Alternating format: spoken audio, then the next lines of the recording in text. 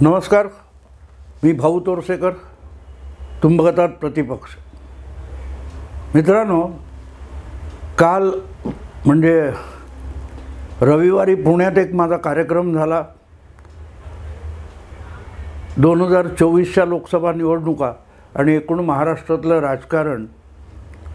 आणि मला कौतुक वाटतं की जवळजवळ 30-35% महिला या कार्यक्रमाला उपस्थित होत्या. हॉल सगळा भरलेला होता, खुर्च्या वाढवाव्या लागल्या वगैरे वगैरे.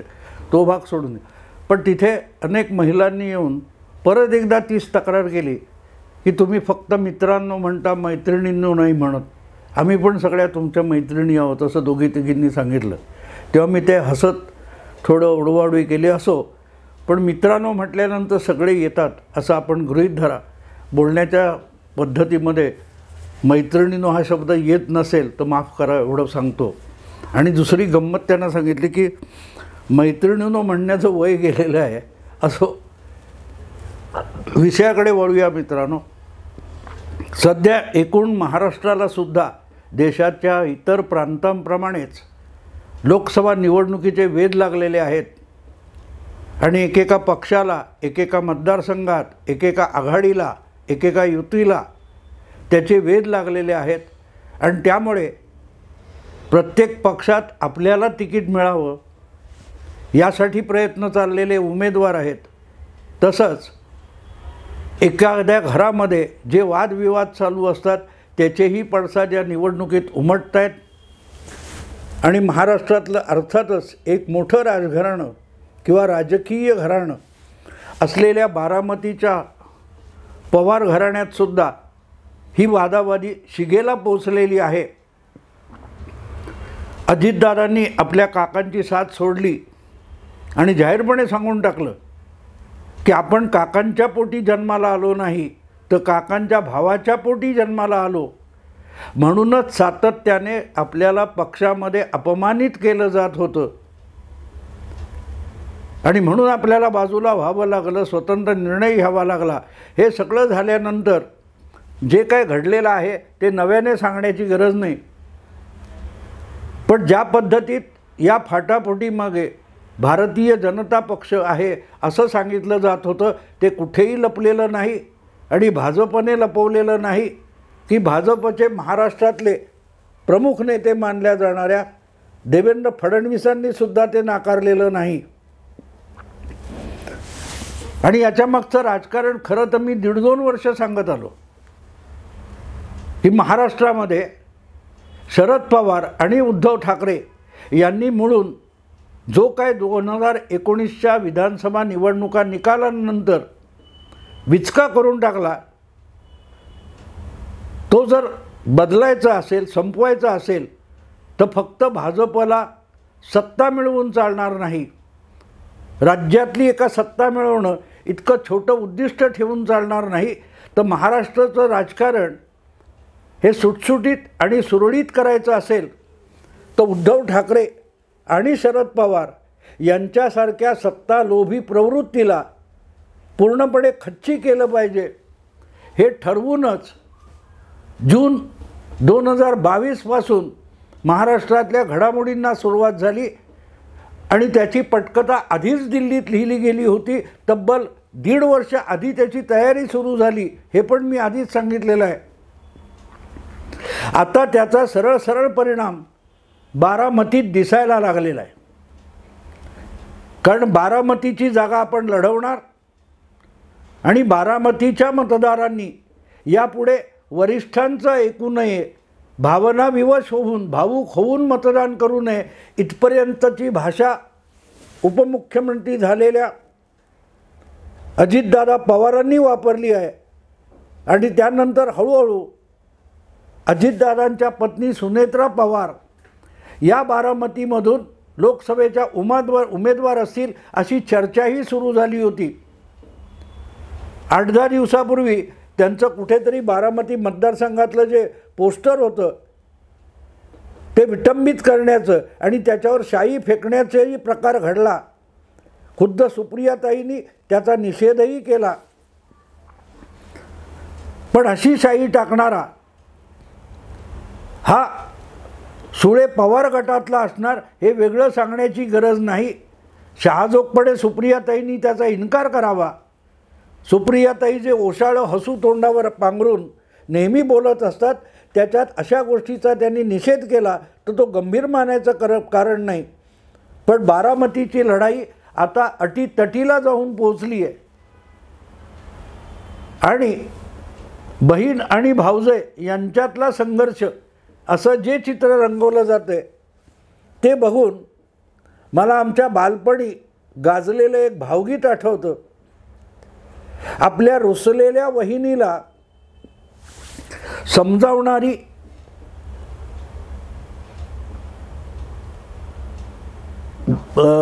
काय म्हणतात ती नणंद असते, तिच्यावरचं ते भावगीत आहे.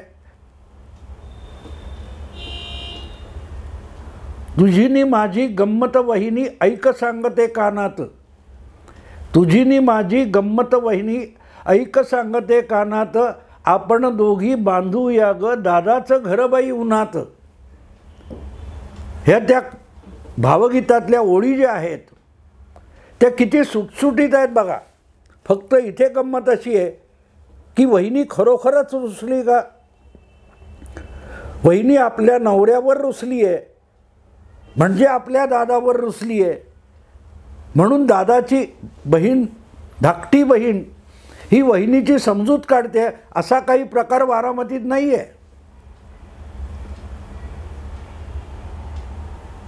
प्रश्न असा आहे मित्रांनो की ही वेळ आली का याचा कधीतरी सुप्रियाताई प्रामाणिकपणे विचार करणार आहेत की नाही, हा मुद्दा महत्त्वाचा आहे. ज्या प्रकारचं फाटाफूट झाल्यानंतर भूमिका घेण्यापासून जाहीरपणे अतिशय कडव्या भाषेत अजितदादा बोलतात आणि इतर अनेक लोक जे कालपर्यंत शरद पवारांचे अत्यंत निकटवर्तीय विश्वासू मानले जात होते, असे सगळे लोक अजितदादा गटातले ज्या प्रकारची भाषा बोलतात, ज्या प्रकारच्या गोष्टी सांगतात, घटनाक्रम सांगतात, तो बघितलं तर या सगळ्या मागे खुद्द शरद पवारांपेक्षा सुप्रियाताईच या सगळ्या फाटाफुटीला कारण आहेत हे लपत नाहीत. अजितदादा ज्यावेळेला म्हणतात वरिष्ठांच्या पोटी जन्माला आलो नाही हा काय गुन्हा आहे का, तर आपण वरिष्ठांच्या म्हणजे शरद पवारांच्या बंधूच्या पोटी जन्माला आलो असं अजितदादांना बिलकुल म्हणायचं नसतं. अजितदादांना हा सवाल जाहीररित्या मांडायचा असतो की मी सगळं करून दाखवलेलं आहे, प्रत्येक परीक्षेत पास होत आलो आहे. पण सुप्रियाताई ह्या शरद पवारांच्या पोटी जन्माला आल्या, हा अजितदादाचा गुन्हा कसा आहे, हा अजितदादांचा सवाल आहे. अजितदादांचा सवाल समजून घ्या. ते बोलतायत त्या शब्दावर विसंबून तो प्रश्न आहे असं समजू नका. अर्थ सरळ स्पष्ट आहे की सुप्रियाताई ह्या शरद पवारांची कन्या आहेत आणि आपण पुतणे आहोत, हा माझा गुन्हा आहे का असं शरद पवारांना विचारायचं आहे. की दरवेळेला आपल्या लाडक्या कन्येसाठी आपण पुतण्यावर अन्याय का करता, हा शरद पवारांचा सवाल आहे. हा अजितदादांचा सवाल आहे. आणि मग तो सवाल आहे म्हणूनच त्याचं परिशीलन करायला गेलात तर मग बारामतीत काय होऊ घातले हे तुमच्या लक्षात येईल. एक गोष्ट असते मित्रांनो, कुठच्याही घरामध्ये, कुटुंबामध्ये, परिवारामध्ये फाटाफूट होते, त्यामध्ये बिब्बा घालण्याचं काम त्यांचे शत्रू करत असतात. हितशत्रू अशी संधी शोधत असतात. शिवसेना आणि भाजप हे 25 वर्षे एकत्र होते आणि त्या युतीमध्ये शिवसेना सडली असं जेव्हा उद्धव ठाकरे वारंवार बोलायचे तेव्हा शरद पवारांना उकळ्या फुटत नव्हत्या का? शिवसेना भाजप युती ही धुसफुसत का होईना 25 वर्ष चालली, तरी धाकटा भाऊ मोठा भाऊ वाद बाजूला ठेवले तरी भावासारखे ते वागले. भाजपला त्याचा काही फायदा मिळाला पण राज ठाकरे हे शिवसेनेतून बाहेर पडल्यानंतर 2009च्या ज्या निवडणुका झाल्या लोकसभा किंवा विधानसभेच्या, त्यामध्ये राज ठाकरे शिवसेनेच्या विरोधात दंड थोपटून उभे राहिले. त्याचे दुष्परिणाम मुंबई ठाणे परिसरात भाजपला सुद्धा भोगावे लागले.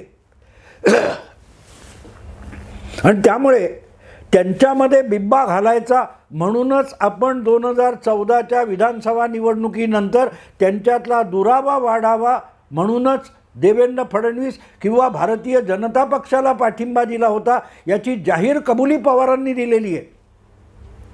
म्हणजे राजकीय परिवार किंवा घटना नसेल, पण राजकीय 25 वर्ष चाललेली जी युती आहे, त्या युतीमध्ये बिब्बा घालायचा डाव कोणी खेळला होता? शरद पवारांनी खेळला होता ना.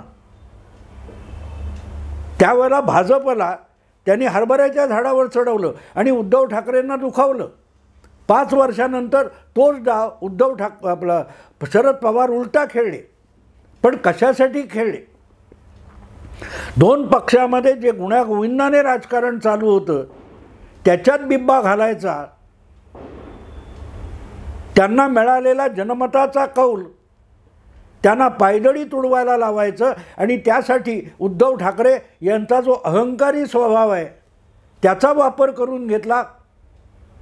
त्यांनीच 25 वर्षापूर्वी राष्ट्रवादी नावाचा पक्ष स्थापन केला होता ना. आज ज्या सुप्रियाताईंनी माझ्या वडिलांनी असं म्हणतात, त्यांनी इतर पक्षामध्ये फाटाफूट, इतर संघटनांमध्ये, इतर युती आघाड्यांमध्ये फाटाफूट जी घडवली, त्या पापाची फळं आज शरद पवारांना भोगायला लागत आहेत आणि लाडकी कन्या म्हणून सुप्रियाताईंना सुद्धा भोगावी लागत आहेत. आणि आता ते सगळं प्रकरण थेट बारामतीला येऊन भिडले.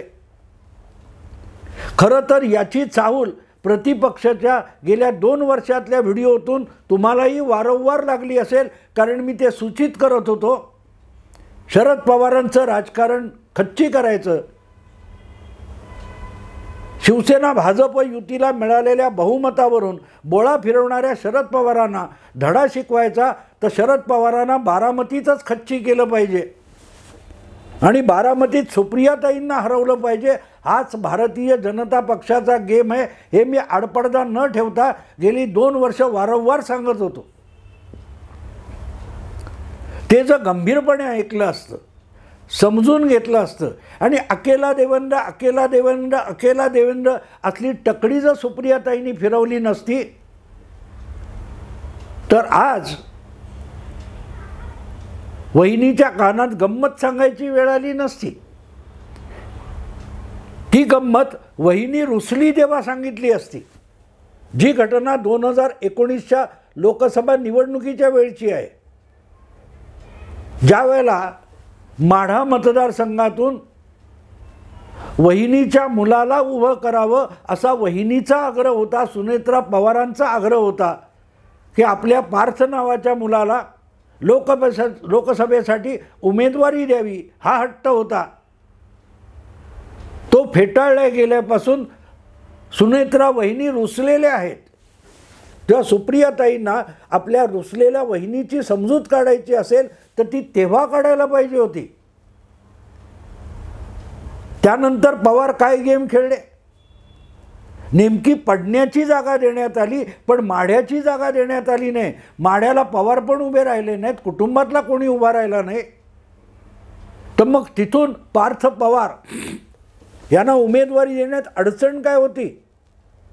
पण कसा पार्थ पराभूत होईल असाच मतदारसंघ निवडून आजोबांनी रुसलेल्या वहिनीच्या जखमेवर मीठ चोळलं आणि तिथूनच परिवारातली दुफळी चव्हाट्यावर यायला सुरुवात झाली. अजितदादा आज रागावले तसं नाही, कारण वारंवार आपल्या काकांनी आपल्याला तोंडगशी पाडलं आणि आपण पोटी जन्माला आलो नाही म्हणून पोटी जन्माला आलेल्या लाडक्या कन्येसाठी आपल्याला तोंडगशी पाडलं, हा अजितदादांचा आक्षेप आहे. तितकाच तो त्यांच्या पत्नीचाही आक्षेप आहे. आणि म्हणून आता हे रणकंदन बारामती लोकसभा मतदारसंघापर्यंत येऊन पोहोचलेलं आहे. बारामती लोकसभापर्यंत आणि त्याची सुरुवात भाजप ही शेवटच्या क्षणी करत नाही, इंडिया अलायन्स वगैरे बनवायला किंवा शरद पवारांसारखं निवडणूक निकालानंतर काही करत नाही. भाजप हा निवडणूक जिंकण्यासाठी 2-2, 3-3 वर्ष आधीपासून प्रयास सुरू करतो. निर्मला सीतारामन केंद्रीय अर्थमंत्री, भाजपचे महाराष्ट्राचे अध्यक्ष चंद्रशेखर बावनकुळे, इतर अनेक भाजप नेते हे बारामतीत वारंवार 2 वर्षात येऊन जात होते. तेव्हा हसत हसत सुप्रियाताई काय बोलत होत्या, बारामतीत यायला लोकांना आवडतं, आम्ही त्यांचं स्वागत करतो. आपल्याच मतदारसंघात कात्रजचा घाट आहे आणि कात्रजच्या घाटाला एक फार मोठा इतिहास आहे, हे पण सुप्रियाताईंना माहीत नाही. 3दा लोकसभेसाठी तिथून निवडून आल्या. कदाचित आपल्याला कात्रजचा घाट दाखवला जाऊ शकतो असाही विचार सुप्रियाताईंच्या मनाला शिवला नाही. म्हणून आज ही परिस्थिती आली आहे की नुसती परिवारात फूट पडलेली नाही, आपल्या वडिलांच्या विश्वासातले 40-43 आमदार घेऊन अजितदादा भाजपसोबत गेलेले नाहीत, तर बारामतीच्या लोकसभा मतदारसंघाला सुद्धा सुरुंग लावण्याची तयारी आपल्याच घरातून आपल्याच चुलत भावाकडून झाले. हे याची डोळा याची देही बघण्याची वेळ सुप्रियाताईंवर आलेली आहे. आणि सुप्रियाताईंना पक्का माहिती आहे की हे सगळं दादा करतोय असं नाही.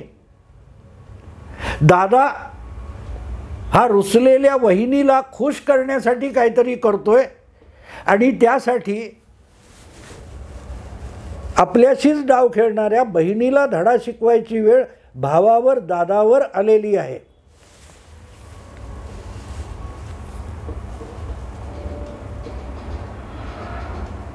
ही वेळ येऊ दिली याचं कारण आपल्या उतार वयात सुद्धा शरद पवारांना दुसऱ्यांच्या राजकारणात बिब्बा घालण्याची सवय गेलेली नव्हती. 2019च्या विधानसभा निकालानंतर ज्या प्रकारे उद्धव ठाकरेंना तोडून वेगळा एक राजकारण समीकरण बनवलं शरद पवारांनी, तेव्हा सुप्रियाताई यजमान असल्यासारख्या विधानभवनामध्ये पहिल्या दिवशी नव्या सरकारच्या विश्वासमत प्रस्तावासाठी सगळ्या आमदारांचं स्वागत करायला उभ्या होत्या ना, तेव्हा त्यांना खरं तर याची चाहूल लागायला पाहिजे होती की आपल्या वडिलांनी फार मोठी चूक केली आहे. गुजरातचा मुख्यमंत्री असताना थेट उत्तर प्रदेशात निवडणूक लढवून थेट 8 लोकसभांनंतर बहुमतापर्यंत घेऊन जाणारा जो दिग्गज राजकारणी आहे, त्याच्याशी आपल्या वडिलांनी चुकीच्या वेळी चुकीच्या जागी पंगा घेतला. हे जर सुप्रियाताईंना कळलं असतं तर त्यांनी महाविकास आघाडी होऊ दिली नसती, महाविकास आघाडी सरकार बनू दिलं नसतं, महायुतीत बिब्बा घालण्यापासून आपल्या पित्याला परावृत्त केलं असतं.